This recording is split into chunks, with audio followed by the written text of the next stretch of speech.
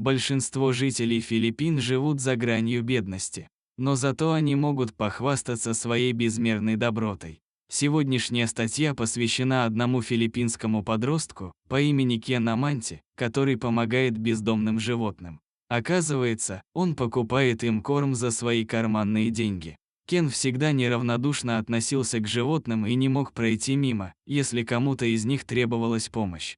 Родители давали Кену деньги на школьный обед, а он, тайком, тратил их на корм для бездомных кошек и собак. Мальчик это скрывал, так как боялся, что его за это будут ругать. Отец парня не раз замечал, что его сын приходит домой голодный, и решил выяснить причину этому. Оказалось, Кен на все деньги покупал корм и шел кормить бездомных кошек и собак. Животные настолько привыкли к мальчику, что всегда его ждали в определенном месте.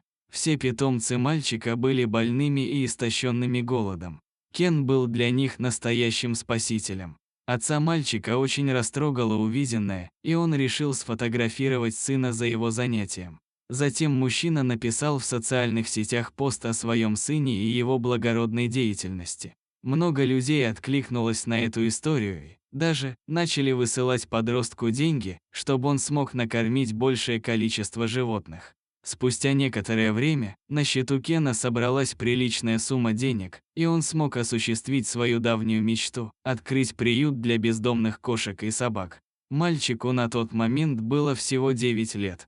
Это был первый приют для животных в их регионе. Сегодня приюту уже 5 лет, и он продолжает функционировать и помогает всем нуждающимся животным. Благодаря помощи небезразличных людей, приют выполняет свое предназначение.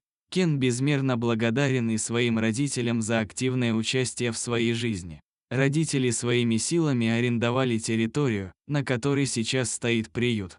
В этом приюте находят свое спасение как кошки, так и собаки. Кен старается, чтобы его животные никогда больше не испытывали чувство голода, были здоровыми и жизнерадостными. Первыми обитателями приюта стали именно те собаки, которых Кен подкармливал, когда отец за ним подсматривал. Это была мама со своими детенышами. Сегодня эти малыши уже выросли и для них нашли заботливых хозяев. За эти 5 лет они спасли от голодной смерти большое количество четвероногих друзей и подыскали для них новые семьи. Кен мечтает, чтобы в Филиппинах было как можно больше подобных заведений.